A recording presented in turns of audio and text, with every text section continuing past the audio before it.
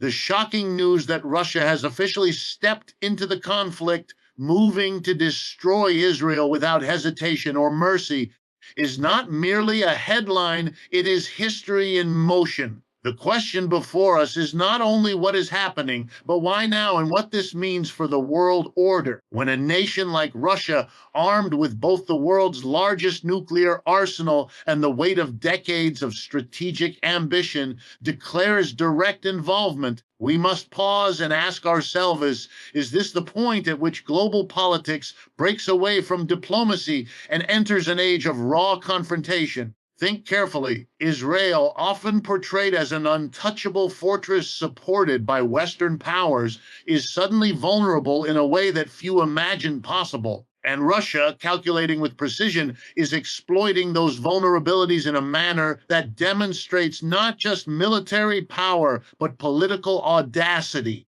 What makes this moment truly alarming is not only Russia's firepower, but the symbolism. For decades, the Middle East has been a chessboard for empires, America, Britain, NATO, Iran, and now Russia. But Russia's declaration of destroying Israel without mercy is a bold rejection of the so-called international order that has propped up Israel's dominance in the region. This is not just a military act. It is a statement to Washington, to Brussels, and to every capital city that Russia no longer plays by the rules of the West. It is telling the world we set our own rules now. Here is where the real hook lies. If Russia succeeds in crippling Israel, what comes next? Will the United States intervene at the risk of igniting World War II? Will Europe, fractured and divided, have the will to engage? Or will this mark the dawn of a new reality where smaller nations look to Moscow,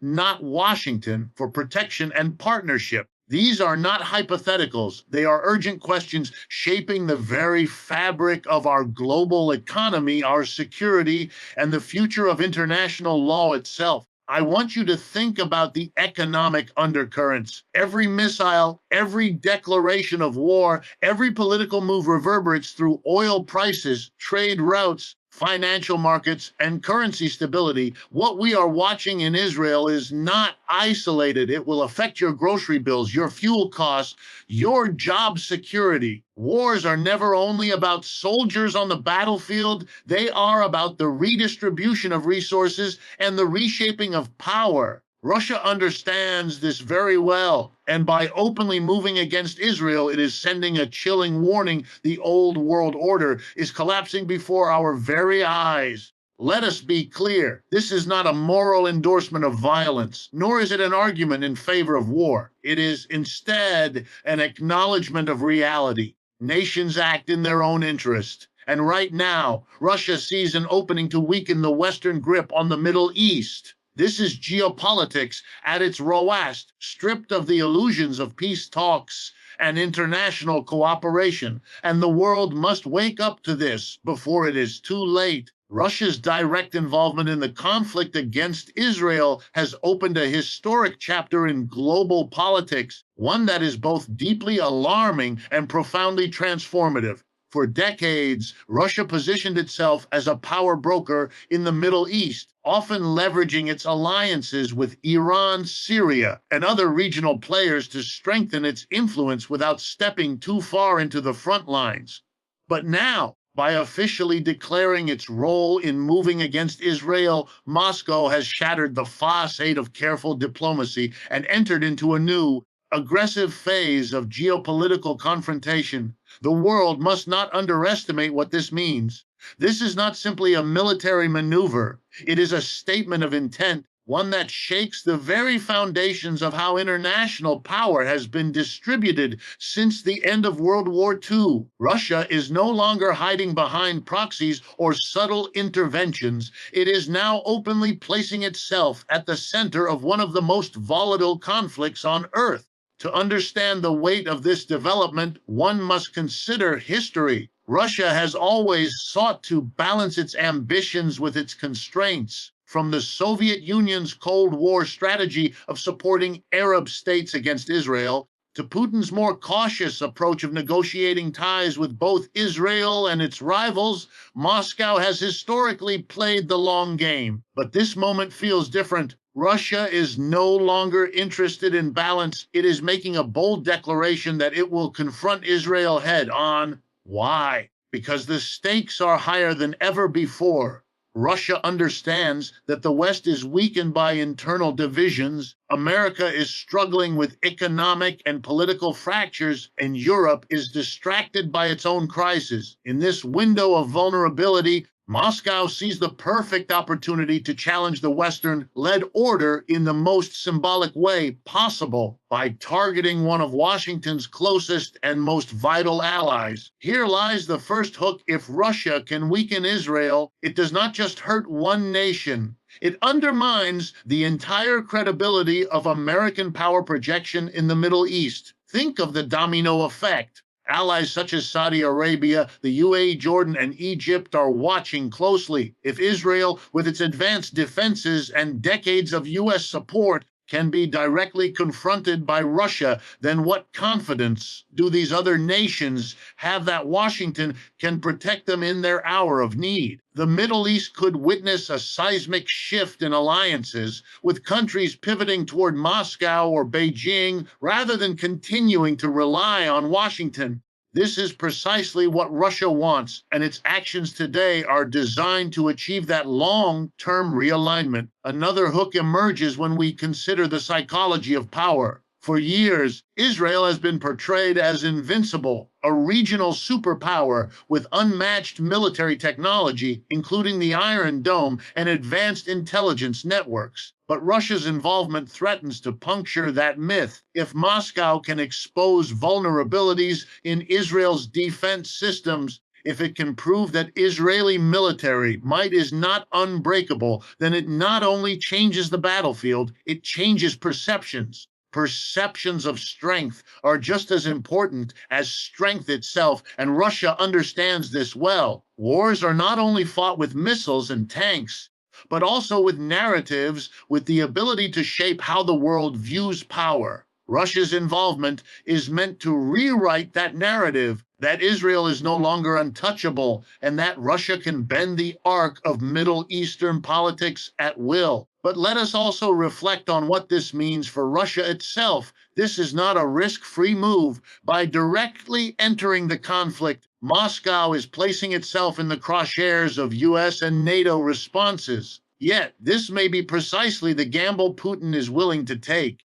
Russia thrives on projecting defiance in the face of Western pressure. The Ukraine war has already hardened Russia's resolve, and sanctions have only deepened its pivot toward the East. Now, by stepping into the Israeli conflict, Russia signals that it is not afraid of isolation. It is ready to build an alternative world order, one defined not by Washington, but by Moscow and its allies. This is an audacious gamble, but it is also one that resonates with many nations tired of Western dominance.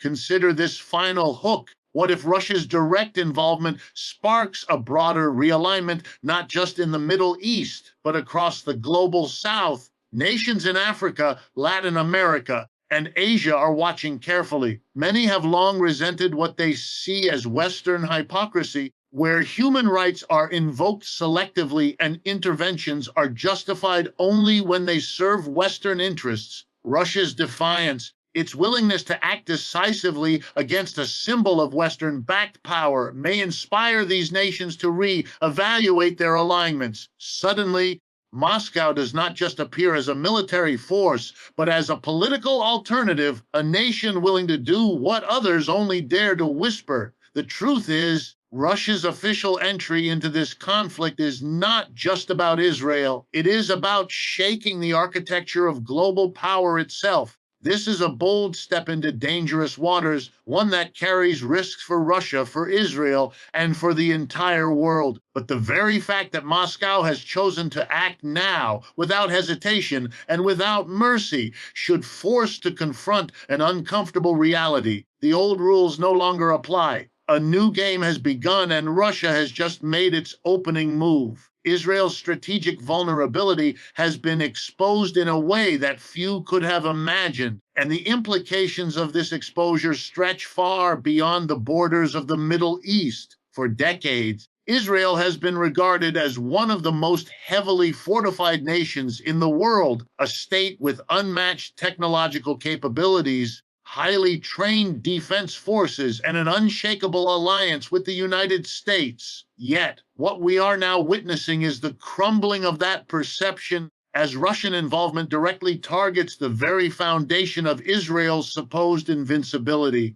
This vulnerability is not merely military, it is political, psychological, and economic, making it one of the most pivotal turning points in modern geopolitics. To fully grasp the magnitude of this vulnerability, we must understand the myth that has surrounded Israel for generations. Since the Six-Day War of 1967, Israel has carried the image of an unbeatable power, small in geography, but mighty in strength, capable of defeating multiple adversaries at once. The Iron Dome defense system, frequently celebrated in global media, was seen as the impenetrable shield protecting Israel from rocket fire. But history reminds us that no shield is permanent, no fortress is beyond reach. Russia, with its advanced missile systems, cyber capabilities, and strategic experience, now tests the limits of Israel's security in ways that smaller adversaries never could. If Russia demonstrates that the Iron Dome or other defense layers can be overwhelmed, the entire narrative of Israel's superiority collapses overnight. Here is the first hook. Once the illusion of invulnerability is shattered, fear begins to replace confidence. Israel's enemies, long held in check by the perception of Israeli dominance, will feel emboldened. Iran, Hezbollah, and even smaller militant groups may see Russia's direct challenge as proof that Israel's defense systems are not infallible. A new wave of confrontation could emerge, not simply because Russia acts militarily, but because the psychological barrier that once protected Israel has been broken. Fear, once a tool that Israel wielded over its adversaries, could now begin to work in reverse. But the story does not end with military exposure. Israel's political standing is tied directly to its ability to project power and resilience. Washington has invested billions of dollars in military aid, intelligence sharing, and diplomatic protection at the United Nations, precisely because Israel was seen as an indispensable ally in a turbulent region. If Israel begins to falter, if it appears unable to withstand Russian pressure, then even its strongest allies will face questions. How sustainable is this relationship? How long can Washington afford to defend a state whose vulnerabilities are becoming increasingly visible to the world? This political doubt could erode the very foundations of Israel's alliances, weakening its voice on the international stage and forcing it into a more defensive posture. Another powerful hook lies in the economic consequences of vulnerability. Wars are expensive, but the perception of vulnerability is even more costly. Investors, global corporations, and financial markets are sensitive to instability. If Israel, once seen as a hub of technological innovation and stability in the Middle East, is suddenly painted as a nation at risk of collapse, then capital flight, economic slowdown, and reduced foreign investments are inevitable. Russia understands this dynamic well. Its goal is not only to challenge Israel militarily, but to strike at its confidence and credibility in every domain. By targeting Israel's sense of security, Moscow indirectly undermines the country's economy and its role as a regional hub of power. The question we must ask is this: how long can Israel rely on its Western backers to cover these vulnerabilities? Russia is not Hamas, nor Hezbollah, nor any of the groups Israel has fought before. It is a global superpower with resources, alliances, and experience that far exceed anything Israel has confronted in its modern history. If Israel is struggling against smaller adversaries, how will it withstand a nation that has not only declared war,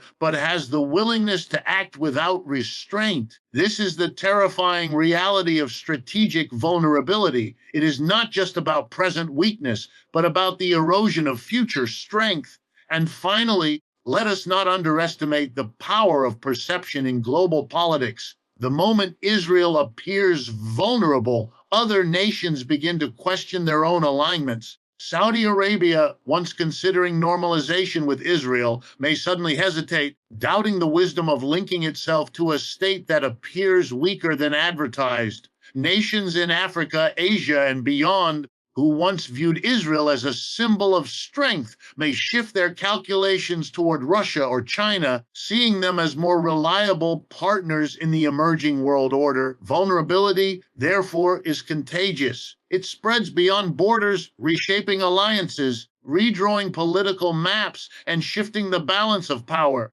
Israel's vulnerability is not just a passing weakness, it is the unraveling of a narrative that has sustained its dominance for decades. Russia's ability to expose this weakness is not just a tactical victory, but a strategic one, capable of altering the course of global politics. The world must now reckon with a sobering truth. The state, once seen as unshakable, may no longer be so, and the consequences of that shift will echo across every corner of the globe. Russia's decision to confront Israel directly is not simply an attack on a single nation, it is a calculated challenge to U.S. dominance in the Middle East and, by extension, the global order. For decades, the United States has maintained its hegemony in the region through an intricate web of military bases, arms deals, intelligence cooperation, and most importantly, its unwavering support for Israel. Washington's credibility as the ultimate guarantor of stability has been built on the perception that no adversary could threaten Israel without facing swift and decisive consequences from the United States. Now, Russia is testing that assumption, forcing Washington into a position it has not been in for generations.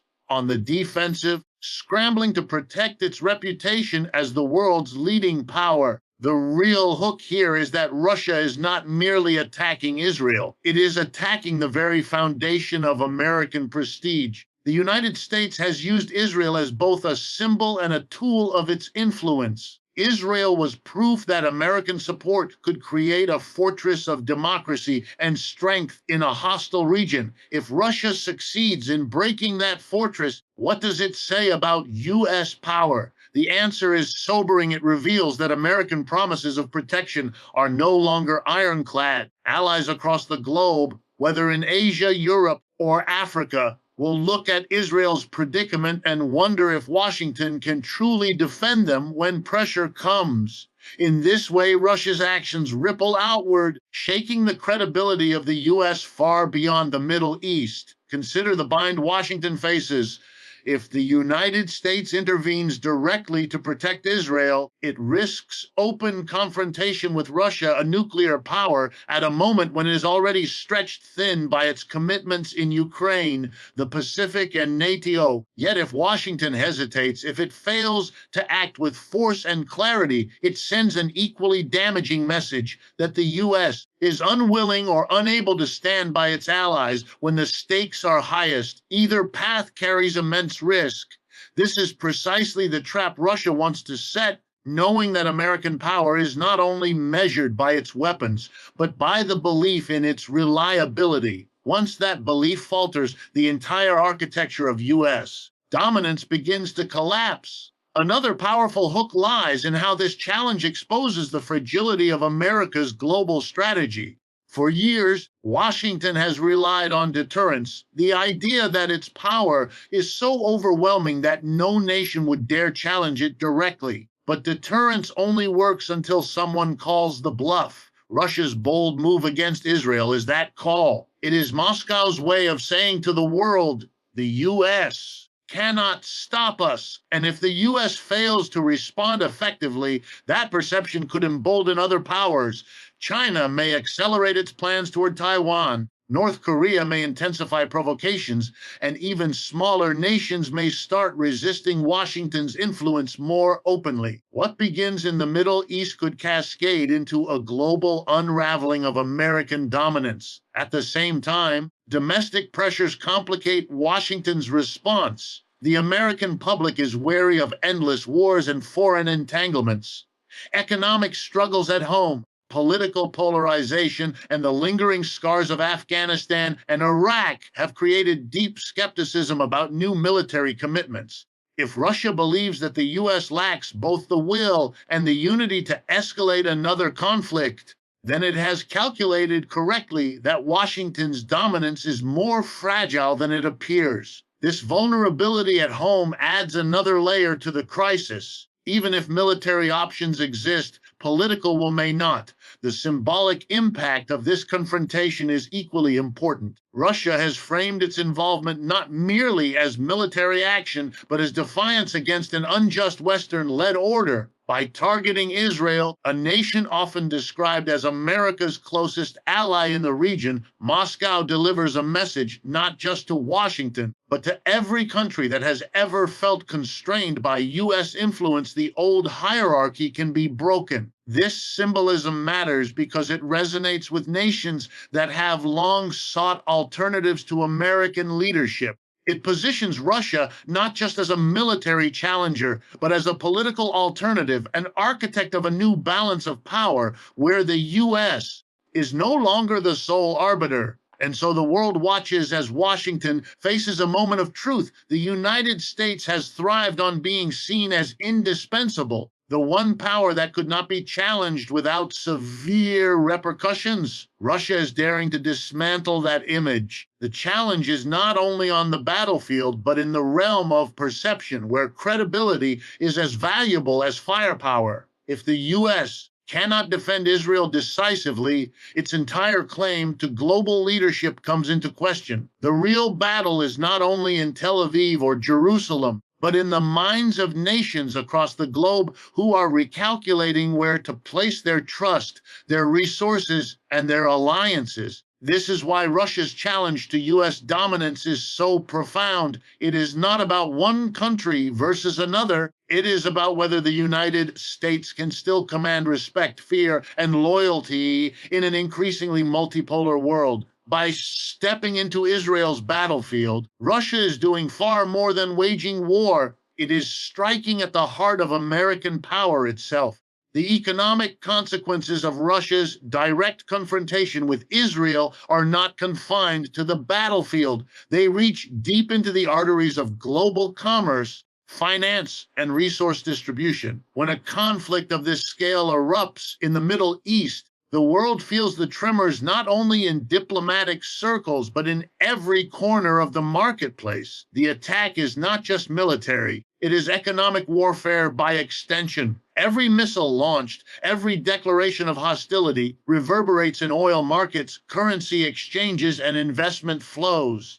This is where the conflict becomes universal. Even those with no connection to the Middle East will soon feel its effects at gas stations, supermarkets, and in their national economies. Russia knows this, and in many ways, the disruption itself is part of its strategy. The most immediate and obvious impact comes from energy markets. The Middle East is the lifeblood of global oil production, and Israel's conflict with Russia amplifies the sense of instability across the region. Markets do not wait for clarity, they respond to fear. As Russian aggression escalates, oil prices spike, creating a chain reaction that burdens households and industries worldwide. Transportation costs rise, food production becomes more expensive, and inflation worsens. This is the first hook. Ordinary people in faraway nations who may feel disconnected from geopolitics will suddenly find themselves paying the price for a war they did not start. Russia understands that such inflation weakens governments, stirs unrest, and fractures public confidence, especially in Western democracies already stretched by economic volatility. Beyond energy, the financial sector itself is shaken. Investors thrive on stability and predictability, but this conflict offers neither. Global markets operate on confidence, and confidence erodes when major powers openly threaten each other. Capital begins to flee risky regions, currencies fluctuate wildly, and safe haven assets like gold surge. Israel, long seen as a hub of technological innovation and investment in the Middle East, risks losing that reputation if it becomes synonymous with vulnerability. Companies and financiers may redirect their attention to safer markets, leaving Israel's economy weakened at a time when it needs strength the most. The perception of fragility in itself can trigger real economic decline. Here is another hook. Russia's timing is not accidental. By escalating against Israel while the global economy is still fragile from pandemic recovery and ongoing conflicts in Ukraine, Moscow is magnifying the shock waves. Western economies are already struggling with inflation, energy crisis, and political divisions. A new wave of instability threatens to break public patience with governments that appear incapable of shielding their populations from external shocks. This is a form of indirect pressure. Russia knows it cannot outspend the West militarily, but it can erode Western unity by fueling economic pain that fractures societies from within. Trade routes are also in jeopardy. The Middle East sits at a crossroads of global commerce, with critical shipping lanes like the Suez Canal carrying goods between Europe, Asia, and Africa. Any perception that conflict might spill into these routes threatens global supply chains already under strain. Imagine the ripple effect. Shipping insurance costs surge, delivery times lengthen, and the prices of everyday goods climb even higher. The battlefield may be in Israel,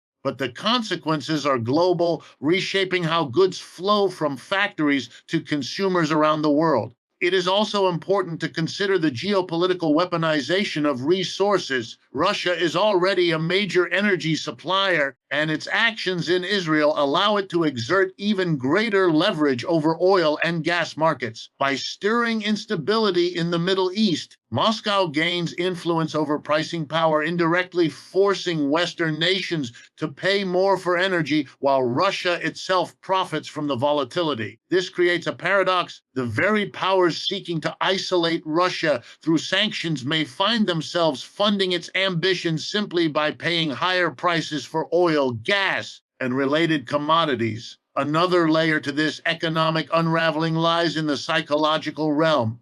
Wars are not just fought with weapons, they are fought with fear. When consumers believe that prices will continue to rise, they adjust their behavior, hoarding goods, cutting spending, or demanding higher wages. This creates self-fulfilling cycles of inflation that governments struggle to contain. Russia's aggression against Israel, therefore, does more than disrupt supply. It destabilizes expectations, and expectations are often the most powerful driver of economic behavior. The most profound hook, however, is how this conflict accelerates the decline of trust in the Western-led economic system. If Israel, backed by decades of U.S. investment and protection, can be so destabilized, what does it say about the credibility of global markets tied to U.S. guarantees? Emerging economies in Africa, Asia, and Latin America may begin shifting their alignments toward alternative systems led by Russia and China.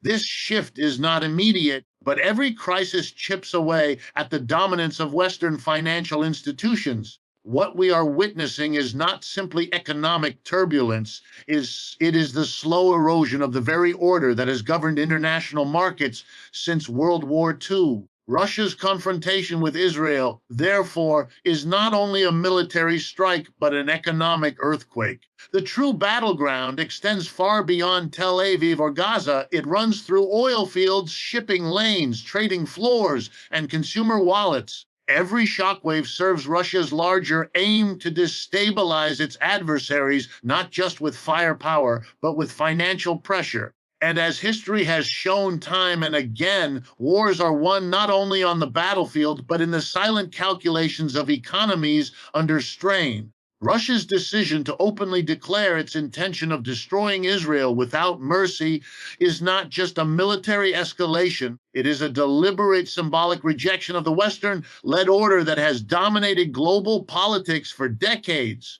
For years, the United States and its allies have presented themselves as the architects and guardians of international law, democracy, and stability. Israel, backed consistently by Washington and often shielded diplomatically by Europe, has been one of the clearest representations of this order in the Middle East. By confronting Israel directly, Russia is striking at the symbol rather than just the state. It is sending a message not only to Washington, but to every country that has lived under the shadow of Western influence. The rules written by the West no longer apply. The symbolic weight of this moment cannot be overstated. Israel has long represented the West's foothold in a volatile region, a fortress propped up by American aid, technology, and political cover. It was meant to show that Western support could guarantee survival and dominance in even the most hostile environment.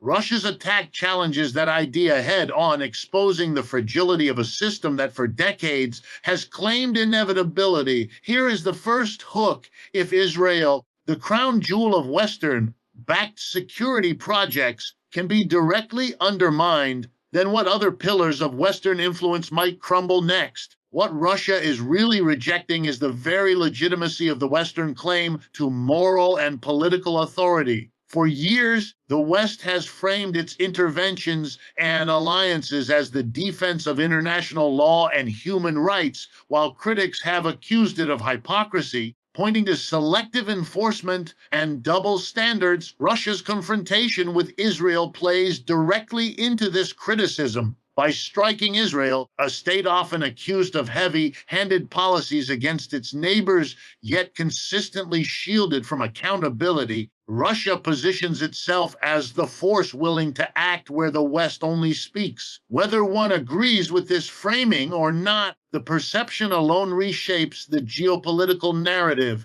It makes Russia appear not just as an aggressor, but as a challenger to Western hypocrisy. This symbolic rejection extends beyond Israel. It resonates across nations in the global South, where resentment toward Western dominance has been simmering for years. Countries in Africa, Asia, and Latin America have often felt the weight of Western economic systems, political pressure, and military influence. For them, Russia's bold move demonstrates that defiance is possible, that the so-called unshakable order can, in fact, be contested. This is another hook. Russia is not simply fighting Israel. It is appealing to the silent frustrations of dozens of nations who have long sought an alternative to Western dictates. The rejection also carries a powerful psychological dimension. For decades, the West has presented its order as natural, unchangeable, and permanent.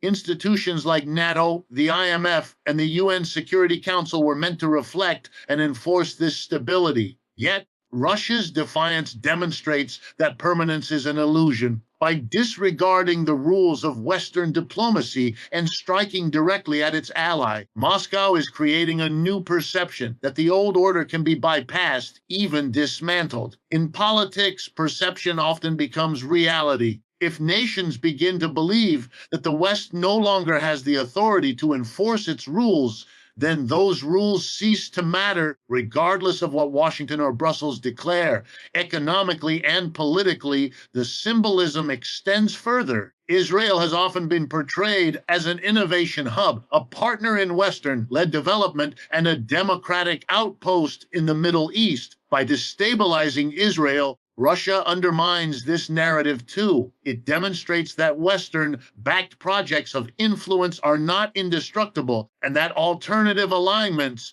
whether with Russia, China, or emerging coalitions of the global South, may offer different paths to survival and prosperity. This symbolism is not lost on leaders who have quietly questioned their dependence on Western institutions. They are watching closely, recalculating where to place their trust in the years ahead. Perhaps the deepest hook of all lies in how Russia frames its defiance as justice. To many, rightly or wrongly, Israel represents decades of Western double standards in foreign policy. By targeting Israel, Russia presents itself as dismantling not only a military rival but a symbol of Western hypocrisy. This gives Russia's actions a dual edge. They are not only tactical but ideological, offering a rallying cry for those who see themselves as victims of Western arrogance. This symbolism could prove as powerful as any missile, reshaping alliances and inspiring movements worldwide. What makes this symbolic rejection so dangerous is that it challenges the foundation of Western power in a way that cannot be undone through a single military response. If the United States retaliates militarily, it risks confirming Russia's narrative of an imperial West. If it fails to act, it confirms the perception of weakness. Either way, the symbolic blow has already been dealt.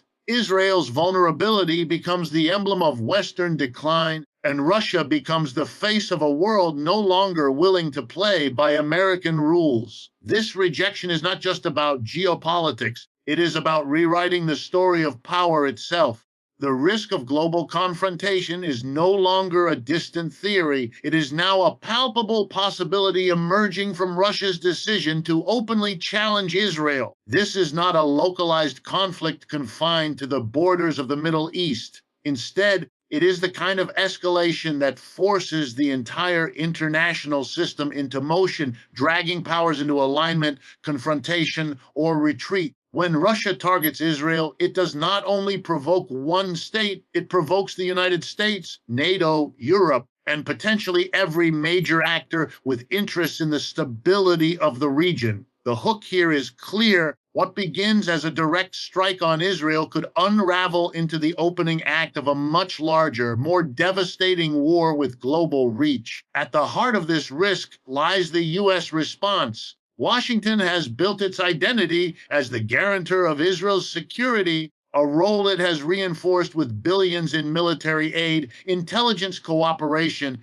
and political protection. If Russia succeeds in striking Israel without a decisive American reaction, it sends a devastating signal U.S. commitments can be broken, and U.S. deterrence no longer carries weight. That in turn would encourage adversaries across the globe to test Washington's resolve. Yet if the U.S. decides to intervene militarily, it faces the nightmare scenario of direct confrontation with Russia, a nuclear power with the capacity to escalate beyond conventional war. This is the razor's edge of global politics. Every move carries catastrophic risks. Europe, too, is drawn into this dangerous equation. Already burdened by the war in Ukraine, European nations are facing fatigue, economic strain, and political divisions. If the Middle East descends into chaos, Europe will not be able to remain on the sidelines. Refugee flows, energy crisis, and terror threats could quickly spill into European borders, forcing NATO to act in a region it has long tried to avoid. This creates a second hook. The very alliances designed to maintain peace may be the ones pulled into an uncontrollable escalation, expanding the battlefield beyond the Middle East into a wider confrontation between East and West. The danger is amplified by the involvement of other regional players. Iran, long an adversary of Israel, could view Russia's aggression as a green light to escalate its own activities. Hezbollah, already embedded in Lebanon, may seize the moment to intensify its campaigns, creating a multi-front conflict that stretches Israel's defenses to the breaking point. Meanwhile, Gulf states like Saudi Arabia and the UAE, once cautiously aligned with Washington, may be forced to reconsider their allegiances if U.S. protection looks unreliable. This instability risks pulling the entire Middle East into a vortex of conflict, with each nation recalculating its interests in real time. Another dimension of this risk is how rival powers outside the region perceive the crisis. China, for example, has been closely observing how the West manages its commitments. If Washington appears weakened or overstretched by simultaneous crises in Ukraine, Israel, and potentially the South China Sea, Beijing may see this as an opportune moment to accelerate its ambitions toward Taiwan. North Korea, too, could exploit the distraction to intensify provocations on the Korean Peninsula. This cascading effect is the true danger, a single conflict igniting multiple others, overwhelming the capacity of the current international order to respond. Economics, once again, plays into the calculus of confrontation. As conflicts spread, markets spiral, and resources become scarce, nations are driven into desperate decisions. Sanctions, blockades, and trade disruptions could push fragile economies to collapse, further fueling instability. Russia may actually count on this chaos, understanding that a fractured global economy weakens Western unity while strengthening alternative blocs led by Moscow and Beijing. In such an environment, the competition for resources and influence could escalate into direct clashes, further widening the scope of war. Perhaps the most profound hook in this scenario lies in the collapse of communication and trust between major powers. During the Cold War, even at moments of extreme tension, back-channel negotiations and mutual recognition of red lines prevented total catastrophe. Today, that trust has eroded. Moscow and Washington no longer view each other as rational adversaries bound by common rules. The absence of diplomacy makes escalation more likely, as each side interprets the other's moves with suspicion and assumes the worst. In such a climate, a single miscalculation, a missile strike that goes too far, a cyber attack that cripples critical infrastructure, a naval confrontation that spirals out of control could trigger a chain reaction no one can stop. The world is thus staring at a future shaped by uncertainty, instability, and the terrifying prospect of global confrontation. Russia's aggression against Israel is not simply about territorial disputes or regional rivalries. It is a stress test for the entire global system, pushing nations into choices they are unprepared to make. Will the U.S. risk escalation to maintain its dominance? Will Europe find the strength to stand unified under pressure? Will other powers seize the moment to expand their influence? These are the questions that now define the risk we face. The simple but chilling truth is this: we are no longer in an era where wars remain contained. Each spark ignites a greater fire, and Russia's strike against Israel could be the match that sets the entire global order ablaze. In closing, I remind you, moments like this do not come often. They define generations. They leave scars on nations. They decide whether empires rise or collapse. Russia's official step into the destruction of Israel will not just shape tomorrow's headlines, it will shape the destiny of our children and grandchildren. The world is watching, history is unfolding, and whether we like it or not, we are all part of this story. In closing, I remind you, moments like this do not come often. They define generations. They leave scars on nations. They decide whether empires rise or collapse. Russia's official step into the destruction of Israel will not just shape tomorrow's headlines, it will shape the destiny of our children and grandchildren. The world is watching, history is unfolding, and whether we like it or not,